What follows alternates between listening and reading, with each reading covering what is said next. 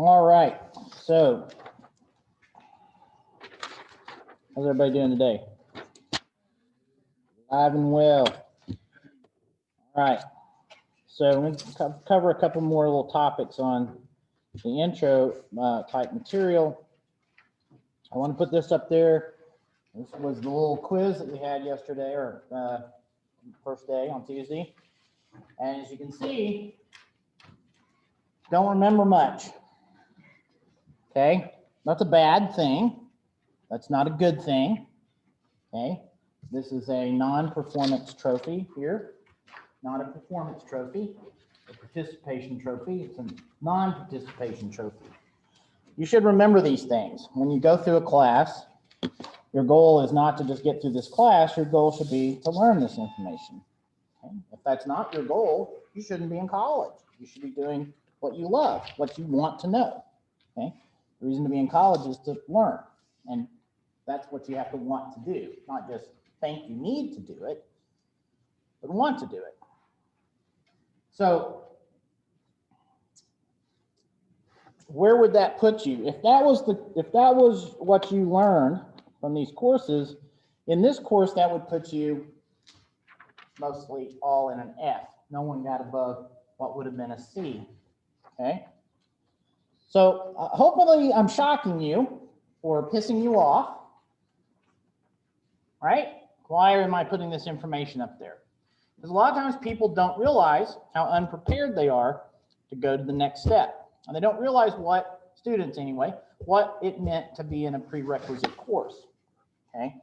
It's not just a checkbox, it's to have information, to put that information into your permanent storage and recall, okay? And be able to pull it back out later. Like, that's not the way life works. It is the way life works.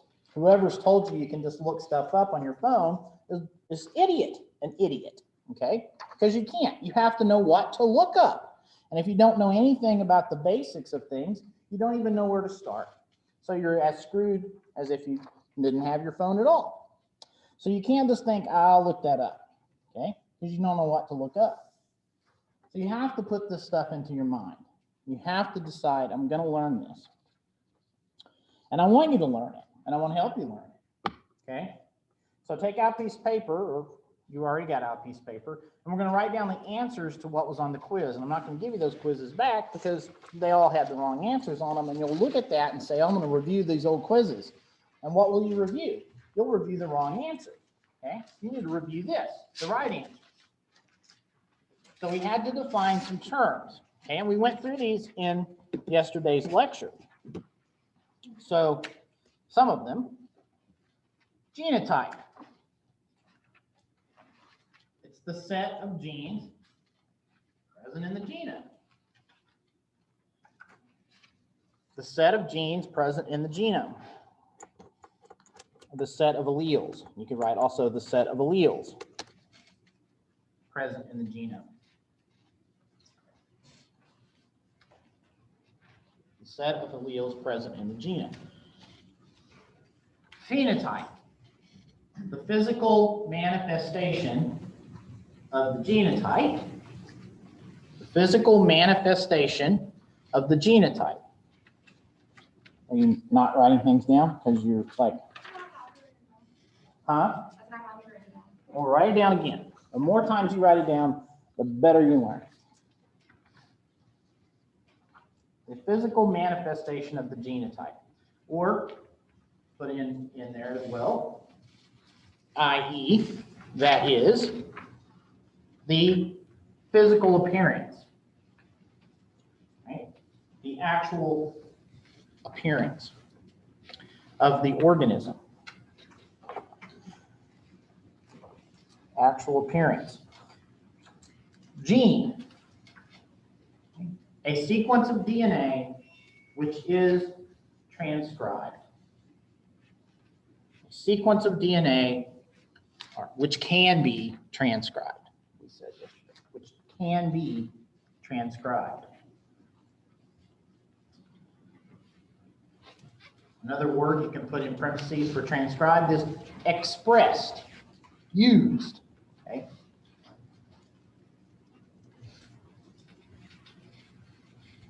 allele is one of any version of a particular gene. So in simplest terms, a version of a gene.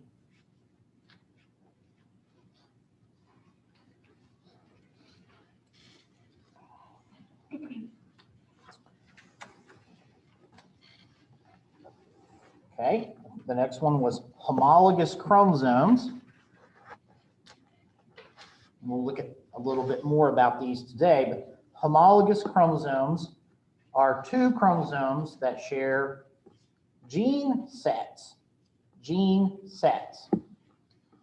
They share gene sets. They carry. Okay? They're composed of.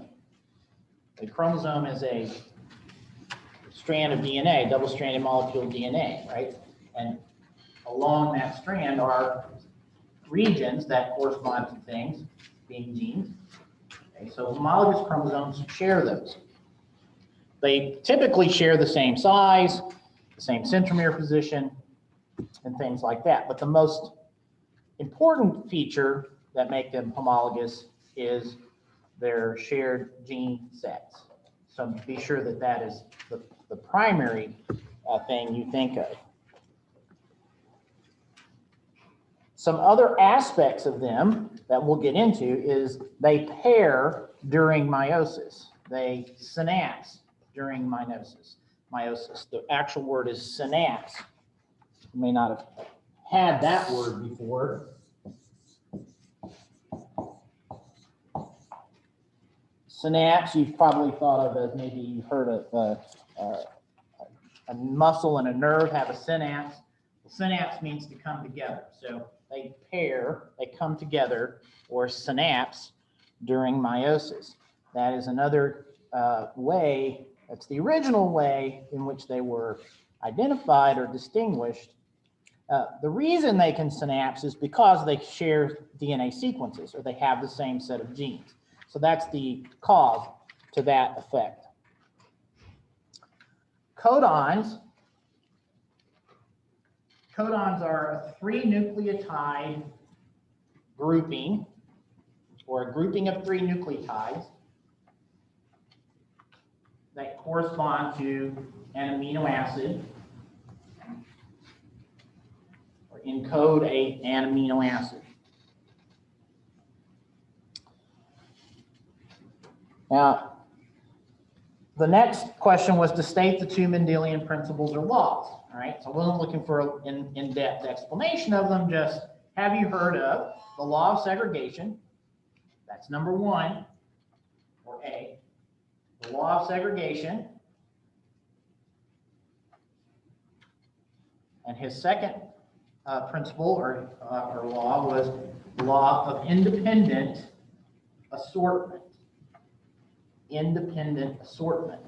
And we'll deep dive into those, but these are just the two fundamental rules that Mendel was able to deduce that allowed then the building of the rest of the understanding of heredity and the passing of genes from generation to generation.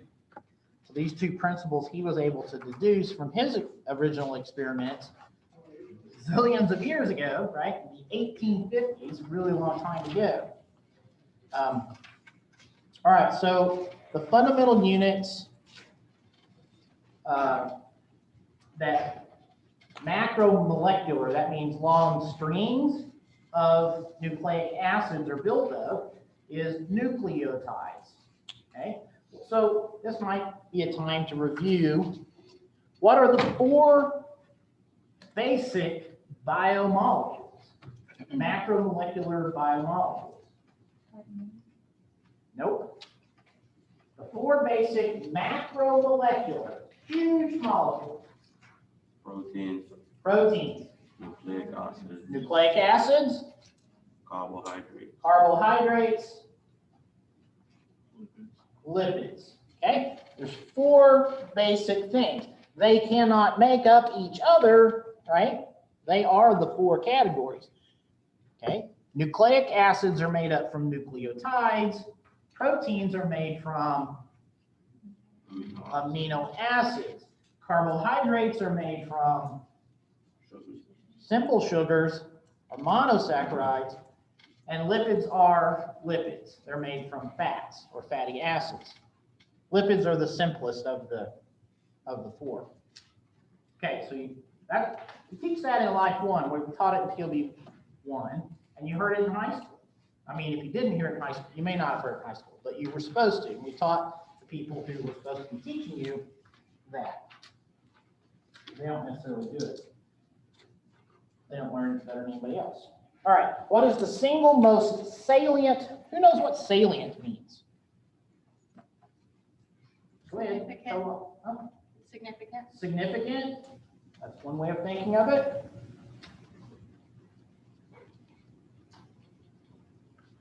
Other words? Prominent. Huh? Prominent. Prominent. Kind of, but not really. Not unique.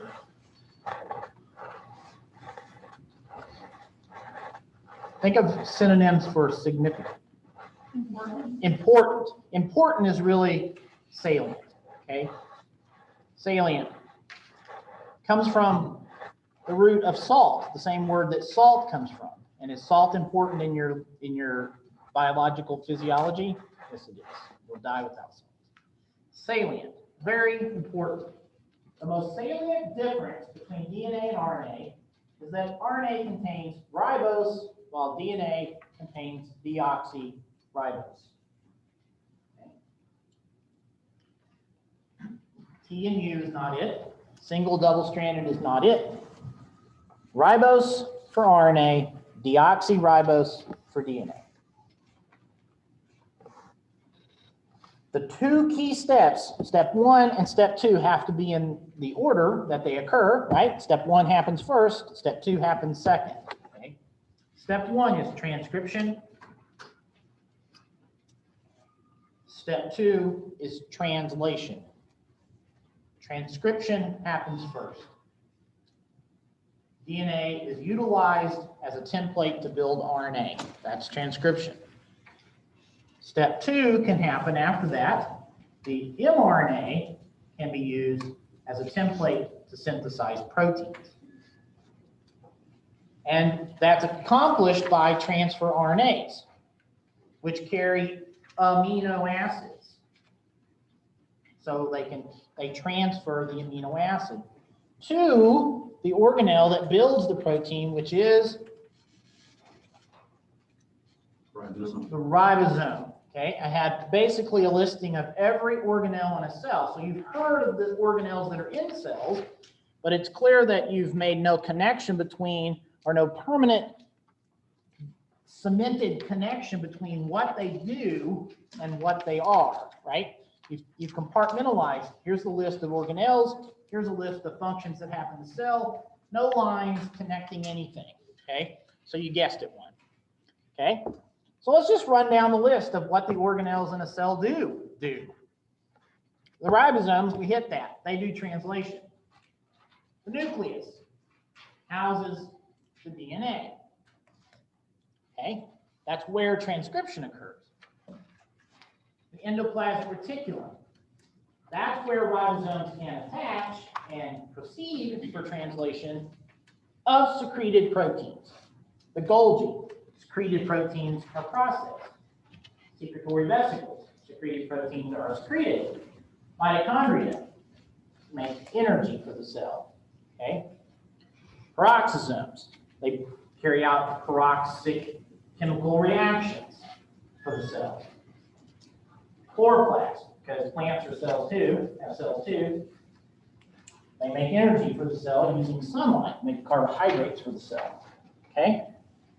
Centrioles organize the microtubule apparatus in the cell. So you need to remember what those things do. Okay. How many different amino acids are there? Bazillions, but how many are used for protein synthesis? 20. 20 amino acids. And they're usually broken into 3 groups. Polar charged, polar uncharged, and non-polar.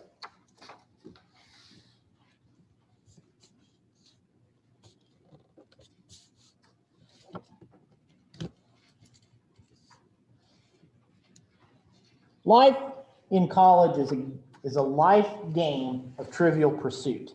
He who knows, or she who knows, they who know, it who knows the most trivia wins. Okay? Period. Like, well, that's stupid. That means it's just a game. It's okay. It's just a game. Do you want to win or do you want to lose? So I wanted to win when I was a kiddo your age. I hope you want to win as well. I'm going to try to give you lots of trivia to stockpile for the trivia wars ahead. Okay? All right, so to go in a little more in depth about chromosomes, we mentioned what homologous chromosomes were, and we'll come back to that in a minute. The DNA that makes up our genetic material is housed in our nuclei, whereas if you're a bacterium or a virus, there's a different set of standards. You don't have a nucleus if you're a bacterium, and if you're a virus, you might not use DNA, you might use RNA. Can anybody think of a virus that uses RNA as its genome? Yeah. Why are you wearing your frickin' masks? Coronavirus, SARS-CoV-2, coronavirus 2. COVID is the disease, SARS-CoV-2 is the virus. Yeah, they have RNA as their genome. Influenza, which apparently doesn't exist anymore. Influenza is an RNA genome, right? In genetics, we're going to talk a little bit about bacteria, a little bit about viruses, but mostly we'll talk about animals and plants. And for us, animals and plants, we have a nucleus where eukaryotic cells, our double-stranded DNA is housed in a nucleus where it has to be quite a bit condensed to fit into that space in the cell and organized in ways that protect it and allow it to be used when it needs to be used and regulated the way it needs to be regulated and for cell division and all those little things. So that requires that the DNA is packaged up together with a lot of proteins. The proteins that are used are known as histone proteins, and they form little clumps that have 8 proteins together, and the DNA can wrap itself around those proteins, largely just because the protein cluster is somewhat positively charged and the DNA is somewhat negatively charged. And so it's kind of just an ionic interaction that lets them sort of grapple together and form this complex, which is called a nucleosome, that complex. And then nucleosomes can kind of further pack together a little more tightly with the aid of what is called the linker histone, which is this blue one. And then when they package together in that more compacted form, that can kind of form sort of a spiraling helix or spiraling twist or cable. Okay, we call it this solenoid fiber, because when you put, like, if you were in electrical engines or whatever, they have these coils of copper wire, and that's called the solenoid, and that's how it got this name, sort of, because it kind of resembles that thing that you've probably never looked at. But that's where it comes from. It's kind of a weird word, right? But it's about 30 nanometers in diameter. So a lot of times people call it 30 nanometer fiber, because who knows what a solenoid is. And in the old days, they used to use angstroms to measure instead of nanometers. So an angstrom is just 10 times bigger. So it would have been 300 nanometers. So sometimes people call it that. Anyway, it's sort of this rope of a big giant macromolecule composed of proteins with the DNA wrapped around it. Okay. So altogether, that stuff is known as chromatin. Chromatin is this packaged DNA.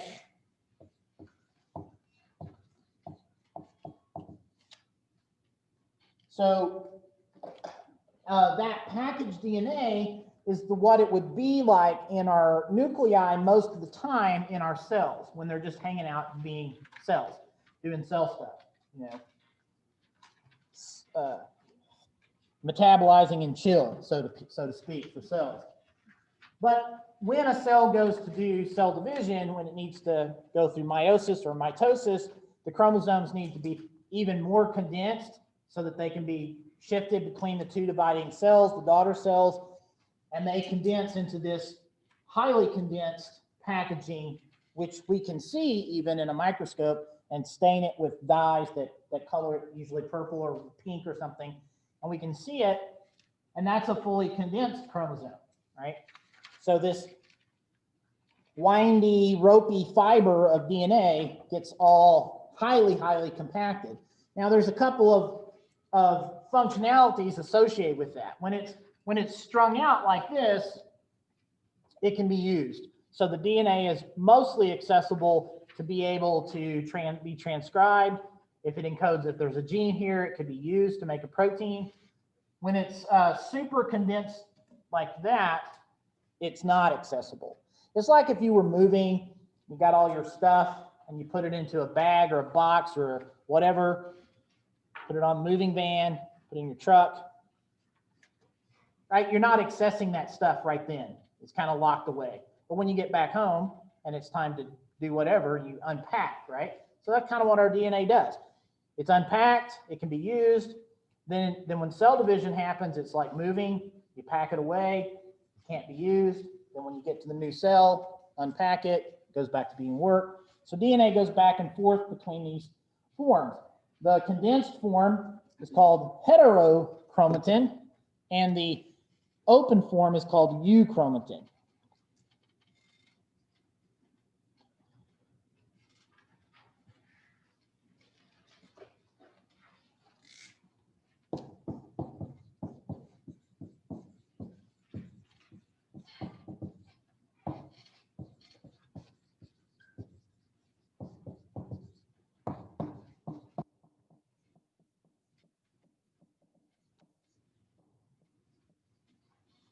So euchromatin you can access, it can be accessed and used. Heterochromatin, not accessible, not usable, just packaged. Sometimes DNA is always condensed, like the centromere part of our chromosome is always a little more condensed, and the telomere parts of our chromosomes are always a little more condensed. So the telomere is on the ends, and the centromere is somewhere between the ends. And then those regions don't have genes. Their role is not to be a gene, but their role is to be the maintenance part of the chromosome. So we can take pictures of these chromosomes when they're highly condensed, right? So that's what this is.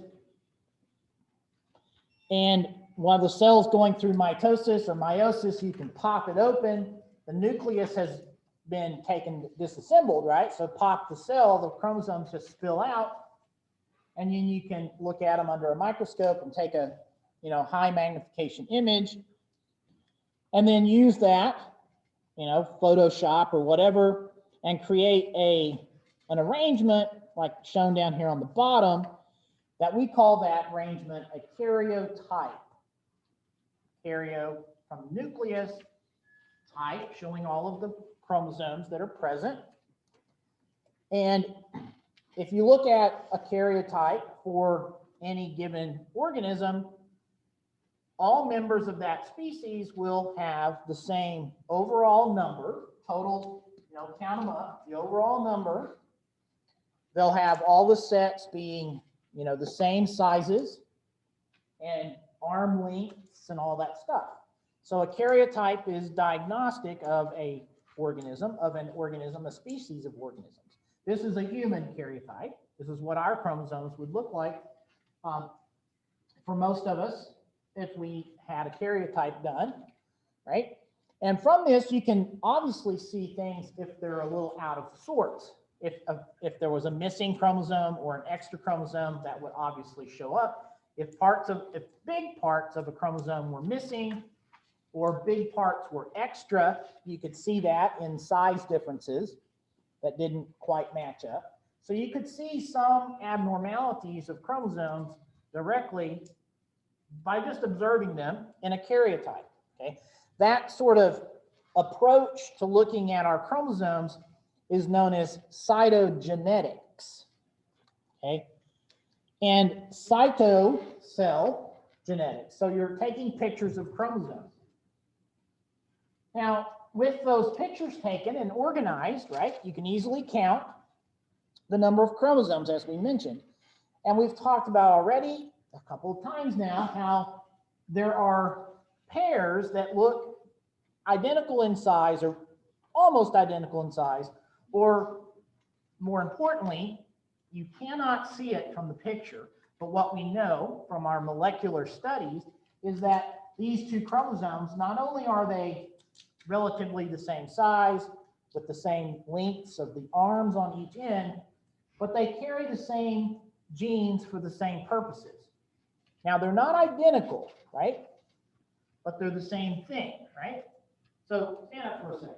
I use you for example. Okay. What's she wearing on her legs? Yeah. Pants. What am I wearing on my legs? Yeah. Right? Are they identical? Are they the same? Yes. Okay, they're pants, right? Who's got a kilt on? Skirt. Oh, Johnson's got shorts. Stand up. Anybody else got shorts? Well, stand up. All right, so crazy people will wear shorts when it's cold outside. I think they're from Canada or something, Canada or something. So that's like, they're not the same, right? But they're the same. So that's what we mean when we say homologous. So if you have on pants of some kind, you can break it down. You could say jeans, leggings, sweatpants, shorts, right? So you could put them into categories, right? All right, y'all can sit back down. But that's what we mean. So we're like, are they the same? Yes, because they're both the same size. They both carry the same genes. Okay? You can remember it that way. Now, are they identical? No, they might be blue genes, they might be green genes, they might be holy genes, right? But they're similar. But yet, because of that similarity, we go ahead and say they're homologous and therefore same. So in reality, you might say, on like our chromosome 9 here, this one right in the middle, that's where we can find our blood type gene, for example, right?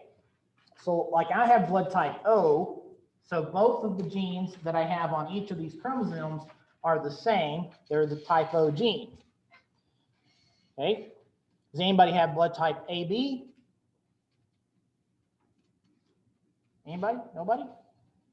Oh, it's rare, but well, if you had blood type AB, you would also know that one chromosome carried the A version and the other chromosome carried the B version, right? So that's where that gene is. It doesn't mean they're identical, but they might be, right? So we can't say they're identical chromosomes, but we can say they're the same type. So if we think about chromosomes in terms of types, how many different types are shown here? Well, now we're going to just count the pairs. That's one type. Okay.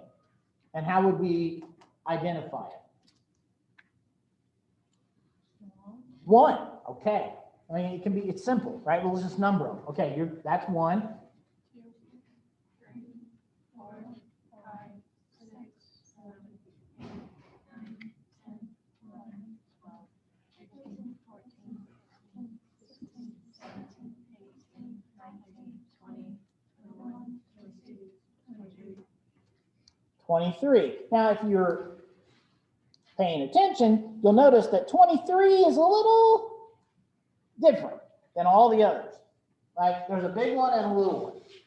Okay? Well, that's because we have these two chromosomes in particular, the X and the Y, and they are referred to and functionally assigned as homologous. Okay? For convenience, so that there's a pair.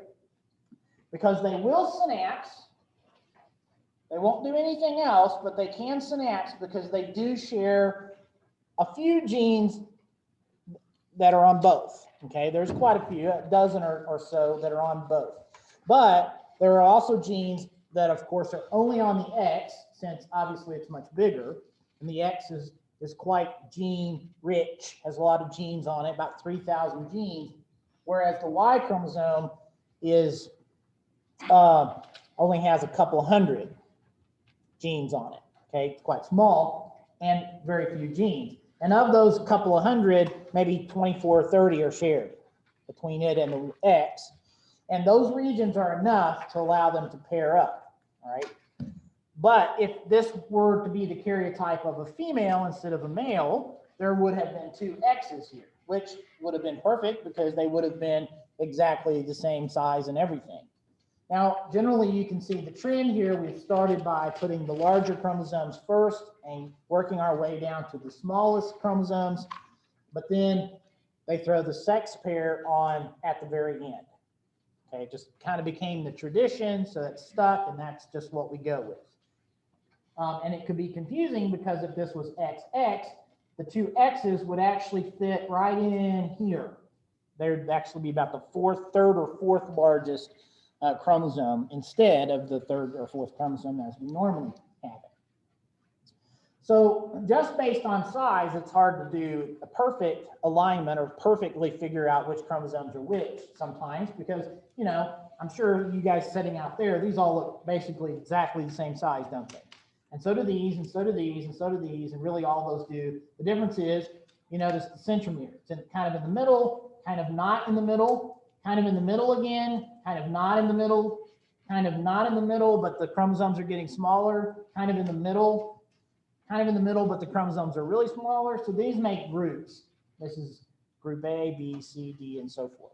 Okay, so we can also put them into groups for sort of a quick rundown on it.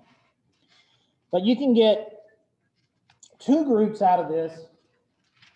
The sex chromosomes, which are just these two, and all of the other 22 pairs, which are lumped into a group called the autosomes.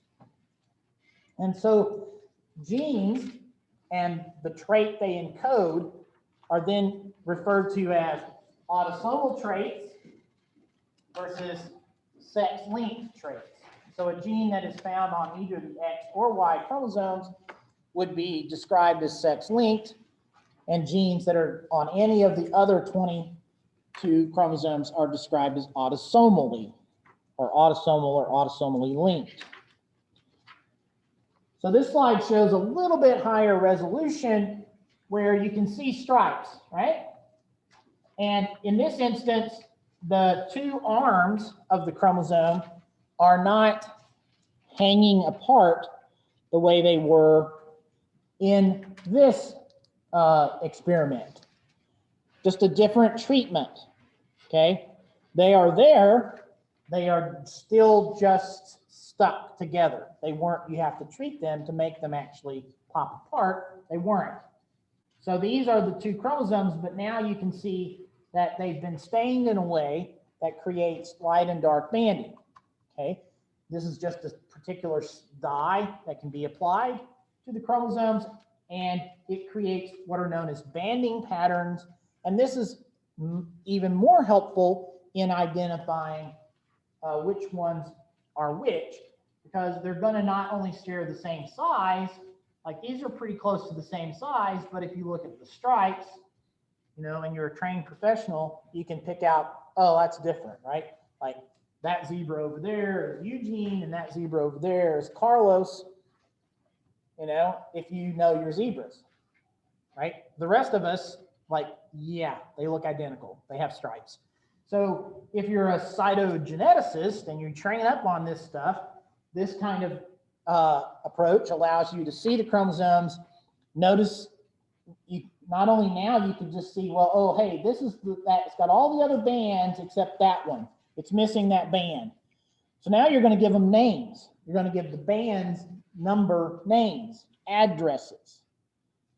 Don't have one on this slide, but you'll give it an address like, this is chromosome 1, so you'll start off with 1, and then say it's on the Q arm, so 1Q, and then it's the third stripe down, so 1Q3, and then you might see subregions in it, 1Q3.1, so that would be an address, and that is a location.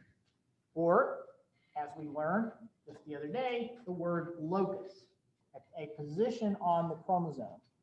Okay, so you can physically see those positions if you do the right techniques. All right, so in counting the chromosomes, right, we come up with a few terms that we need to put firmly in our brain cells. And one of these is what's known as the N number. Use a lowercase n. Okay, math uses n's, lots of things use n's. So here's the genetics n. Okay, so when I say n, and I don't say anything else, I just say n, I'm meaning this. Okay, it is the number of different types of chromosomes. Write that down, draw a big line underneath it, like what's already in the notes. I don't care, write it down again, draw a big line under it. Out next to it, write, memorize this exactly word for word, verbatim, with no changes. I will ask you that on a quiz, probably next Tuesday. N, what does it mean? What does it correspond to? The number of different types of chromosomes. Okay? The number of types of chromosomes, right? No. See, you caught me in a lie. It's not the number of different chromosomes, it's the number of different types of chromosomes. Okay? And don't explore freedom of speech or other words to use for that definition. Write down exactly those words there. Okay?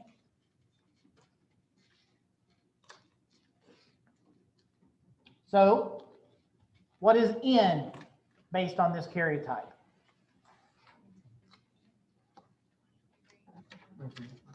(23), right? There's one type, two types, three types, four types, five types. The number of the chromosome basically can be used to count up the types. These two are lumped together. Okay? If we want to get real super fine technical about it, we have 24 types of chromosomes because the X and the Y are actually different in their actual sequences. But we lump them as the sex chromosome, and so we say we have 23 types. Okay? So people maybe have been taught, oh, N is the number of pairs of chromosomes. No, it isn't. What is N? The number of different types of chromosomes. Okay? So I don't care what you've been taught before. In this instance, I want you to know that it's the number of different types of chromosomes. Some cells will carry only one chromosome, for example, of each type. For example, an egg cell or a sperm cell or a spore in some cases in plants, bacterial cells. These cells only ever have one of each type of chromosome. They are referred to as haploid. And that's because the original condition was having two of every type, like we do, like our body cells do, our somatic cells do. And then when meiosis occurs, you take half of them. It's not a random half, it's exactly one of each, okay? And it's going to create half the number, and that's where haploid came in, okay? If you were keeping with the theme, diploid should have gone to uniploid or monoploid, but haploid was half the number of chromosomes, and that's what they originally saw, okay? So haploid means one of each type, diploid means two of each type, triploid means three of each type, tetraploid, pentaploid, hexaploid, octaploid, septaploid, okay? When you get into those higher numbers, you're like, really, why do we care? Well, there are things that have that many. Strawberries have 8 of each type. Just now the kind of strawberry you go buy in the grocery store, those are genetically modified strawberries. By breeding and through the miracles of chemistry, they've been engineered to be octaploid. And what does it do? It makes really super big honking strawberries. Okay? Wild strawberries are just diploids. Okay, cotton that we use for mainly for farming is tetraploid. Wheat and some other grain cereals are hexaploid. Okay, so there's a lot of these things that are out there in the plant world. In the animal world, everything's pretty much diploid. Okay, there's the occasional weird amphibian or fish that's tetraploid, but you pick an animal, a random animal out of the world, and it's going to be diploid. Okay, so for diploid species, since that's the common thing, why do you have 2 of every type of chromosome? Well, you got one from the sperm and one from the egg that fuse to generate the offspring. So with those 2 haploid cells, fusion, which occurred at fertilization, created a diploid progeny. Okay, so 2N means 2 of every different type of chromosome. So the number in front of an N is called the ploidy number. Ploidy.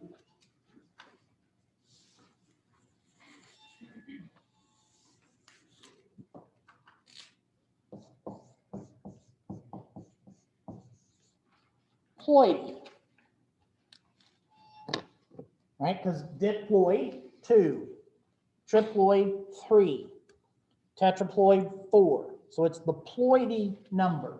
The number in front tells you how many of each type there are, and the number in tells you how many types. So multiplying those 2 numbers together will give you the total number that would be found in a cell of that particular organism. So if we go back right quick, here we agreed that there were 23 different types. So N, we're going to say is 23. Now, if we look, how many number 1 types exist? 2, and number 2's 2. So for each one of those, there are 2 of each type, right? So we'd say 2 of each type, which is N, means 2 times N, which in math you write as 2N, and that would equal 2 times 23, which is 46, right? That's why this is calculus-based genetics, by the way. If you didn't know that. No, I'm just kidding. It's a joke. Right? But remember, the sex chromosomes are not identical, but we still count them as a pair, right? So 23 times 2 would be a total of 46. And now if you actually counted 1, 2, 3, 4, 5, 6, 7, 8, 9, 10, and went all the way through there, you would, I really hope, come up with the number 46, right? So we say we have 46 chromosomes. Well, that's when we're talking about one of our regular old everyday body cells, okay? If we're talking about an egg cell or a sperm cell, that's an actual bona fide reproductive gamete cell, it's only going to have 23 of them at that time. And it won't just be a random 23. They will have A number 1 and A number 2, right? You don't just go, all right, I'm going to have 2 number 1s, 2 number 2s, 2 13s, 2 14s. You can't just, you're not just say, you have to be more precise than saying it's half the chromosomes. It's not half the chromosomes. I mean, it is, but it's not just a random half. It's 1 of each type, right? So it's 1 number 1 and 1 number 2 and 1 number 6 and 1 number 13 and 1 X or 1 Y or 1 X. If you were a female, you would have made an X in any egg you gave. So that's the idea that, how do you get that? Well, that's meiosis, okay? That's what you're reviewing and working on this week from that chapter. All right, so we agree that we have 46, right? Because we have 23 maternal homologs. So each member of that pair is called a homolog, and it either came originally from the sperm, so it's paternal, or it came originally in the egg, so it's maternal, and you have those 2 together, giving you your total 46, right? Other species have different numbers. So Fruit flies have 8. They have 4 that they get from each parent. So they have a total of 8 chromosomes. Corn has a total of 10, right? They get 5 from each parent. 5 from each parent, so for their total of 10, things like that. Different species have different N numbers, and it's quite characteristic.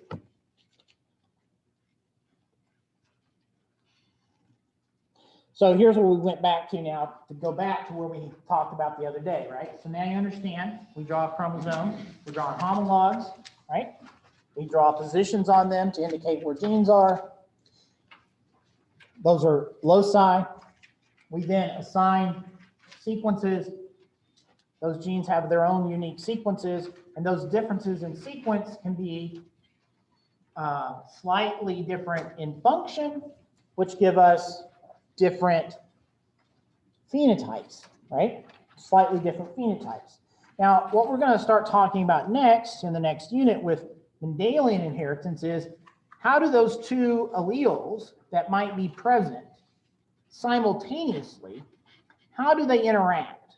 Okay, so to put it in kind of a human analogy, right?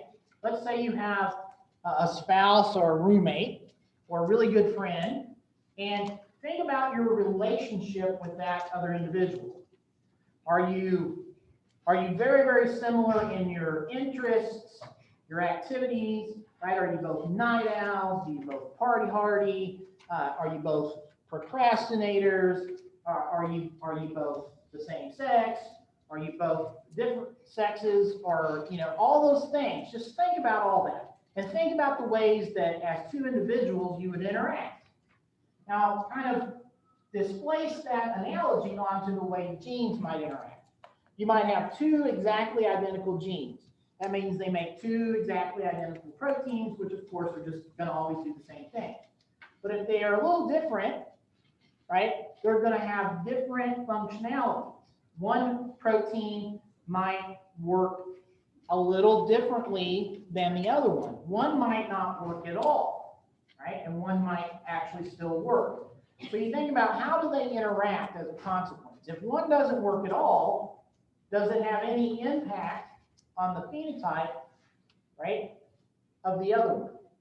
Like, I'm the only person apparently in my household that has the I don't know, the purity of soul and nature to be able to handle the trash bags. Right? I feel sometimes like I'm the old Jewish priests. They had to tie a rope onto them before they went into the inner sanctum of the temple in case God struck them dead. They could pull the dead body back out. I'm the only one that can apparently handle the trash. I digress. So you might say, what would happen if no one else in my house did the trash? Would the trash not get taken out? No, because I'm functional, right? What if both genes function in the trash? Well, then the trash might get taken out twice as often, right? So you think about that. If the genes work and they did a task, and you only needed one gene to do that task, then not having the other gene, who cares? One gene's enough. Maybe it's a thing like the people have to work together to accomplish some task. And if only one of them is working, you're not going to get as much of that task done. Let's say they're bricklayers, right? And they're laying bricks and they're working on the sides of the house. And this one over here is kind of defective. He's a one-armed, one-legged bricklayer with one eye and can't hear in his left ear. So he's not working so fast. And the other dude's over here, bricks going up, right? So that means that if they were both working great, you'd get the house built in one day. If we're not working so good, the house is going to take 2 days, right? If they're both not working so good, the house can take like a week, right? So having different functionalities means that the 2 proteins might work and give you different things based on how many of each kind are there. You might have 2 good ones, 2 bad ones, 1 good one, 1 bad one, and you'd see something different each time. So that kind of interaction, that's called allelic interaction. That's what we're going to really spend the next few lectures talking about.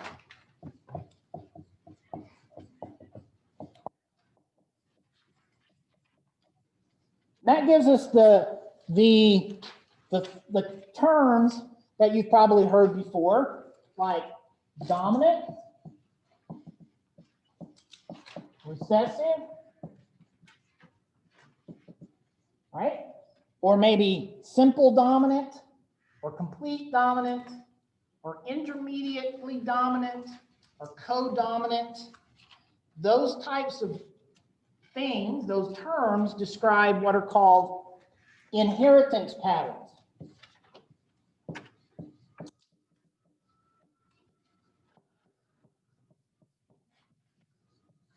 And Mendel, good old Mendel, he was sort of the first person to deduce what these inheritance patterns, what kind of pattern they were actually following.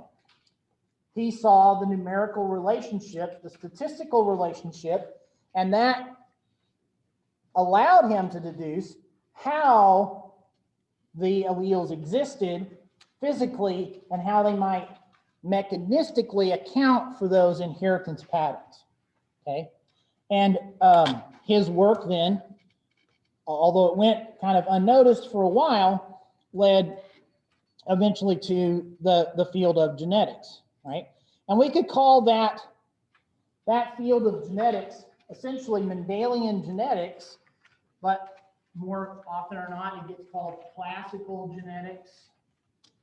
Classical. It also gets called transmission genetics because you're looking at inheritance, right? Passing information from generation to generation in a vertical way, right? Parent to offspring, to the next generation of offspring, to the next generation of offspring, and so forth. And those principles that underlie that transmission and those inheritance patterns, that's sort of what Mendel figured out. Part of it, just part of it, he kind of got the tip of the iceberg of it. It gets kind of hairy. You get in the weeds pretty quick with it, but that's what he figured out. And that's where we have those two basic Mendelian principles, law of segregation and the law of independent assortment. Those two rules govern how alleles interact or how they can be passed on. And from that sort of information, you could identify inheritance patterns that were unique or unusual. You could see, different hair colors, different body sizes, different crop yields, different growth properties of things, any aspect of the phenotype that you could either physically observe or chemically detect, anything of the phenotype that could be measured, quantitated, compartmentalized, characterized in some form or fashion, right? You could use any of that phenotypically to identify organisms that all had this, organisms that all had this, organisms that all had this, right? You put them in little pigeonholes, and then you ask, well, why? Why do they have that?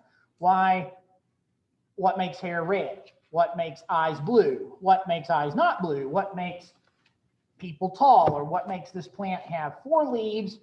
What makes this plant have only 3 leaves? Anything like that, that's a variation. And then determine that mode of inheritance. Like, is that a dominant trait? Right? Like in people, there's a lot of cutesy little things you can do. Like if you just generally clasp your hands together, if I do that, just subconsciously do that. Is your right thumb up on top of your left, or is your left on top of your right? Right? Go ahead and put it together. You're thinking, what? Can you do that differently? Yes, you can. So who has their right thumb on top? Raise your hand. Everybody look around, and you can see that there are people who did not have their right thumb on top. We call them leftists. And we are correct. No. Left on top and right on top, right? And you can only be one or the other, but then you have 2 thumbs, right? If you have 3 thumbs, I guess you could also. But with 2 thumbs, that's it. So that's sometimes thrown out as an example, a human example of a Mendelian trait, because it can only exist in one of 2 forms. So it's very easy to tell the 2 forms apart with no sort of in-between zone, and you either have one or the other form. And then there's other things that are like what they call the hitchhiker's thumb. So if you stick your hand out like this and put your thumb up, is your thumb just pretty much straight up and down, or does this joint, if you just really bend it back, can it bend back at a fairly significant angle, or, right? Well, so some people, you'll go, well, mine bends back, but theirs bends back a lot further, right? Who's doing it? Come on. Who's got the old bending back thumb? That's a pretty good bending back thumb right there. You can see, be proud of that sucker, hold it on up. You're hitchhiking and you're going that way. You have to use the other hand to go the other way.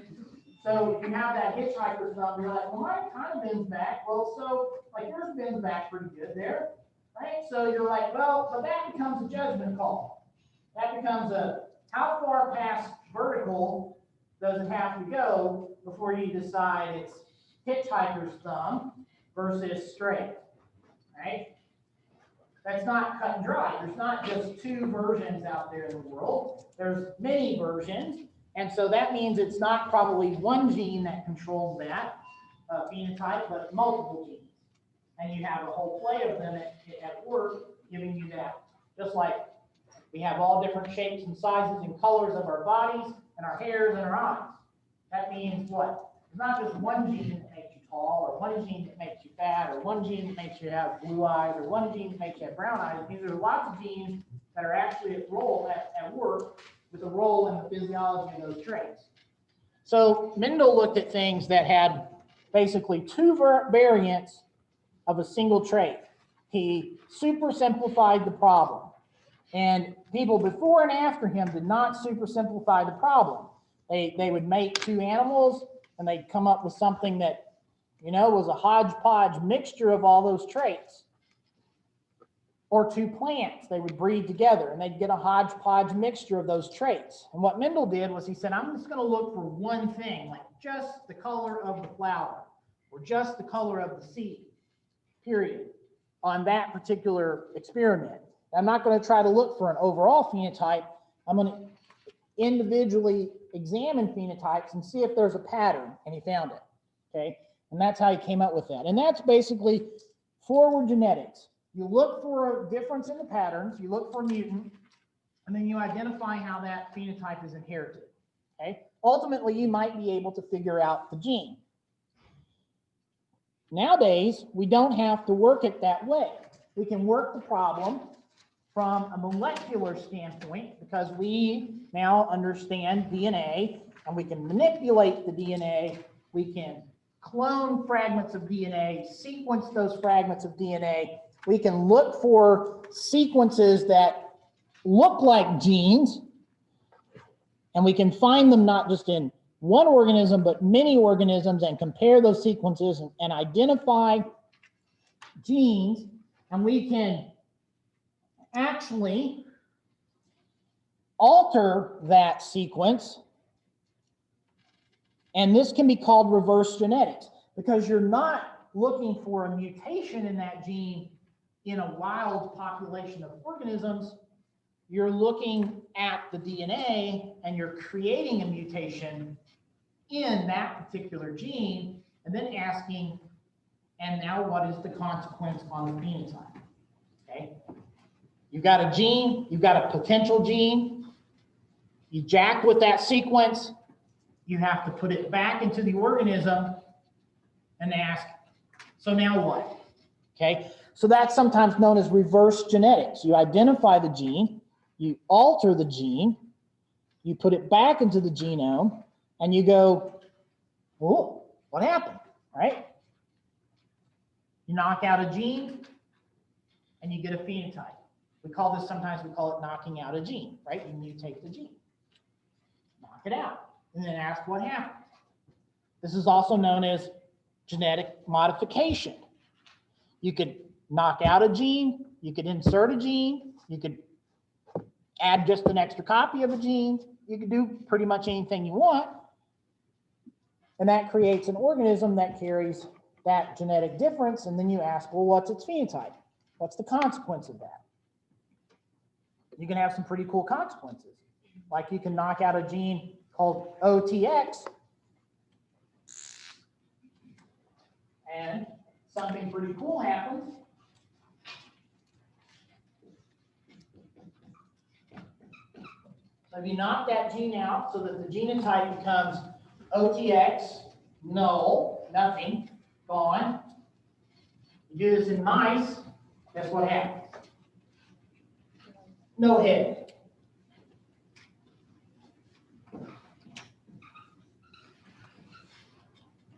You don't need a head to be an embryonic mammal because you're living in utero and your oxygen is coming from your umbilical cord, you're good to go.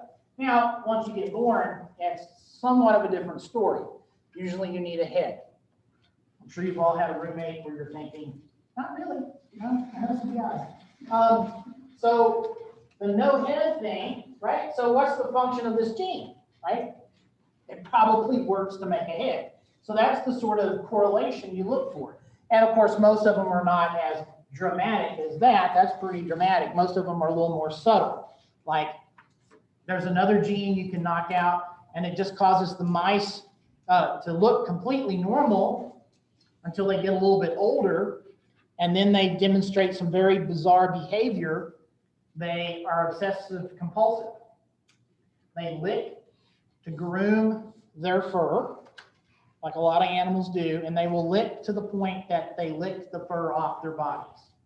And if you put two of them together, they lick the fur off each other's bodies, right? So if they're by themselves, they lick all their belly and arm fur off and their leg fur off. If you put them with another mouse, they just lick each other's back fur off.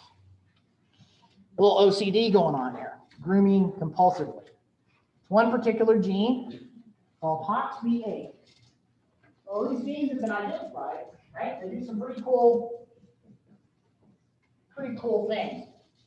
So this kind of technology is phenomenal, right? This is the whole, we can just do whatever we want with genetics kind of thing, right?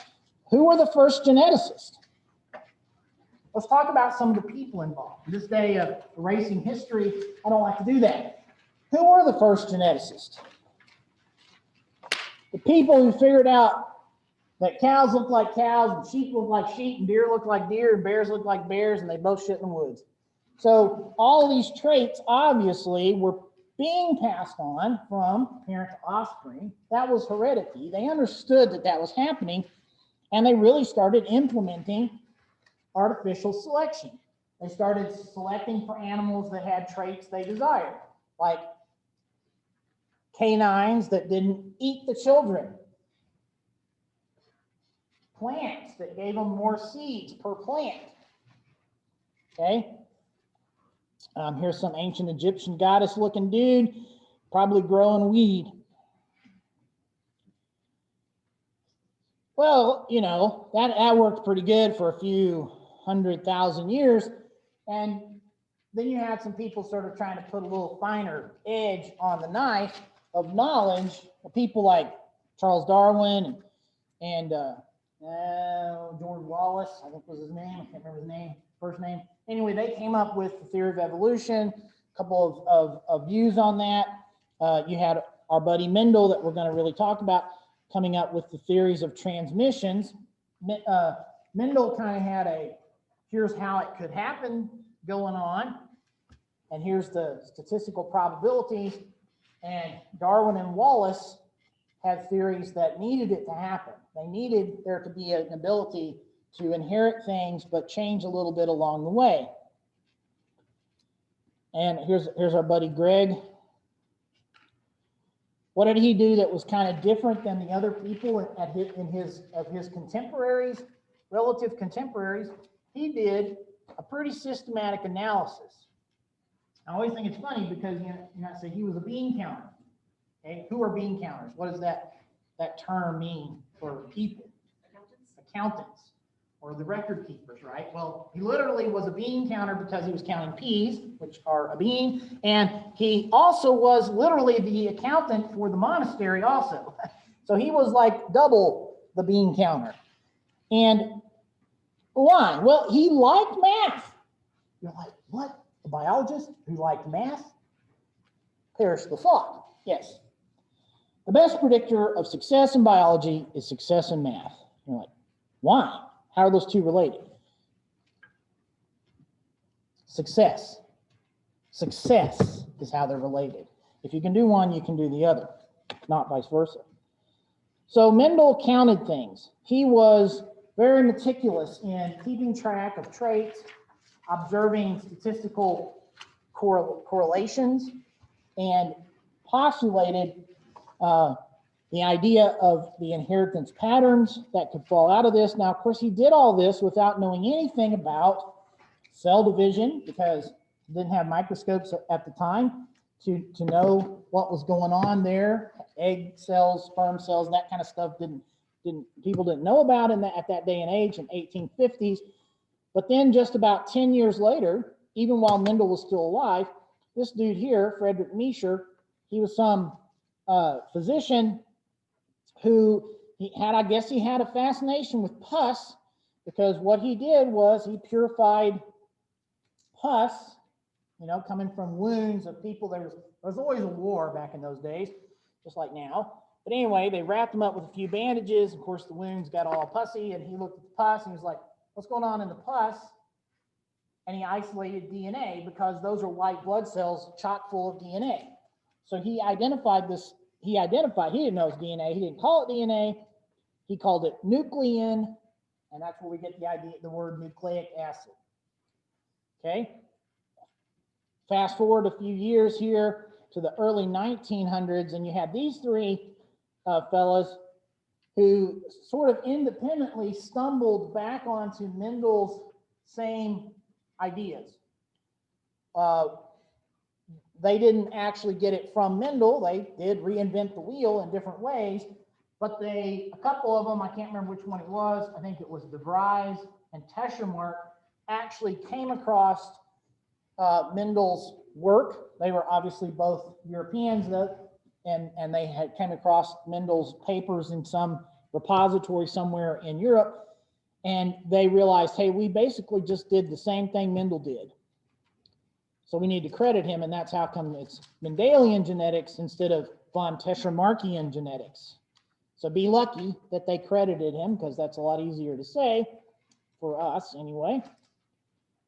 And around that same time, you had developmental biologists or embryologists asking questions about what part of cells actually pass on the transmissible inheritance molecules. What makes an animal look like its parent, or a plant look like its parent? How does that transmitted? And they were able to show that in many cases it was the nucleus that was important. That was the key element in getting the trait passed on. They were doing this with weird little things like cnidarians, little hydras, and things like that. You may have looked at them in Life 3, that kind of thing. These little weird aquatic animals. They weren't looking at pigs and cattle and sheep and mice and humans. They were looking at these weird little worms and things. But they realized that it was the nucleus. And what was in the nucleus? Well, all you could see in the nucleus were these dark staining little nuggets that they called chromo-colored bodies, chromosomes. And they said, oh, well, maybe it's them there chromosomes that are doing it. Okay. So that kind of caught on. This fellow here, T.H. Morgan, he's the one right here in the back, the distinguished all business looking dude here.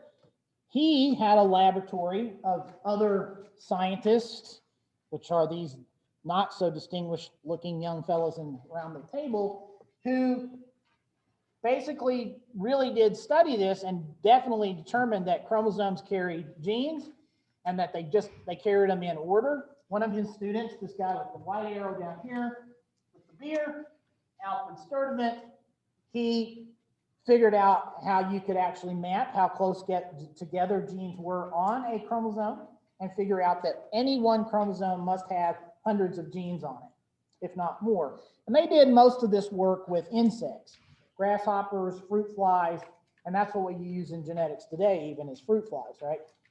Because nobody can stand grasshoppers, but fruit flies are cute little guys and gals, and they figured that out.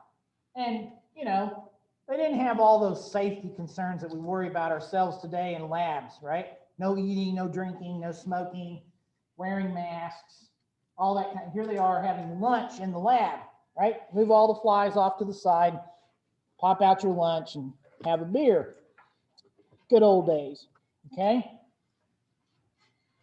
So DNA is what was discovered. Chromosomes were figured out to be what's being transmitted. Now those two things kind of got put together, and it was determined that, well, chromosomes, in fact, are made out of DNA and proteins, and we can alter them. We can mutagenize organisms. These two fellows here, George Beadle and Edward Tatum, zapped critters, actually funguses, with X-rays and other high energy radiation, like gamma rays and stuff. They zapped them and they caused mutations. They caused the chromosomes to bust up. And that would affect individual enzymes in biochemical pathways. Both of these guys were, in fact, biochemists by their training and questions, but they were also molecular geneticists, some of the first. They busted genes. They demonstrated that the busted genes were inheritable, and they demonstrated that one busted gene, based on its inheritance pattern, corresponded to one busted aspect of a biochemical pathway, which led to the term you've probably heard, or the statement you may have heard in one gene, one enzyme hypothesis, a rule. And about that same time, in the early 1940s, this fella here and a bunch of his students and co-workers, and have pictures of them, they demonstrated that, in fact, DNA was physically passed on from generation to generation. Okay, or was passed on and passed on a trait with it. And actually, I don't have a picture of them, but a fellow by the name of Al Hershey and his co-worker Martha Chase together showed that viruses do exactly the same thing. They pass on the DNA to their subsequent generations. So it was demonstrated by these experiments that DNA was, in fact, the genetic material. It's what makes chromosomes. Chromosomes are passed on. So Mendel's rules apply to chromosomes and the genes that are located on those chromosomes. So what does DNA look like? How does it work? How does it do that? How does it carry that information? I mean, at this point, you're looking at goo on the end of a stick. How does that goo on the end of a stick correspond to blue eyes or hypercholesterolemia or whatever? Well, that's where Rosalind Franklin, who took electron microscope pictures, not electron microscope pictures, X-ray diffraction pictures of DNA. And these two guys, Watson and Crick, who examined those pictures and deduced the symmetry of the molecule, how the components probably went together through essentially a physical modeling of the components, and through further studies, what they all collaborated on, could definitely show that the structure of DNA was a double-stranded molecule with base pairs of nucleotides, and the sequence of those nucleotides would therefore need to be dictating the genetic information. So it became, at that point, what you might call a coding problem. A coding problem. And a lot of that sort of ideology was because when was all this happening? Right around World War II and the end of World War II.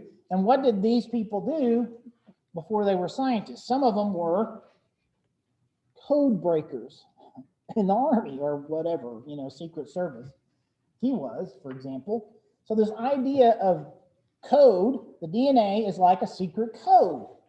You've got these nucleotides, A's and G's and C's and T's, that are chemicals, but they code for a protein that makes you have blue eyes or black hair or blood type A, right? How did that work? That process of information flow became known as the central dogma, kind of a joking term at first, but it caught on. And it means that our information stored as DNA molecules is utilized to generate RNA intermediates, which then direct the synthesis of proteins. And we could understand at this point that changes in the DNA consequently change the amino acids in the protein. And you had in the mid to early 60s, I guess, the genetic relationship or the genetic code between the nucleic acid sequences, we would call codons, and the actual protein sequence of amino acids. And several people worked on that. Here's 3 of the leading ones that did that. This is Marshall, and that's Heinrich, and that's Harvobin. And these scientists figured out that correlation between the codon and the amino acid, or the DNA sequence of nucleotides and the amino acid sequence of the protein. And now it's all history, as you might say. Literally history, but literally we can now go in and change that sequence of DNA and therefore direct the sequence of proteins to be different, which means we could correct changes that can't happen that we don't want, or make changes to happen that we do want. Genetic engineering, okay? And that freaks a lot of people out. It also gives people a lot of false hope, like, oh, we're going to be able to cure this disease by gene therapy, right? So the same people that want to cure a disease by gene therapy don't want you to F around with their tomatoes to make them not go squishy in the store. Well, you can't have it both ways. It's the same technology. All right, we'll see y'all next week. Have a good weekend. Remember, no lab next week either. Oh, I should say, we will have a quiz on Tuesday. And if you had to bet, if you were betting people, and I know you are, what would you bet is going to be on the quiz? What does n equal? Maybe a bunch of those terms we just went back over again. Okay? Study them. Study them, study them.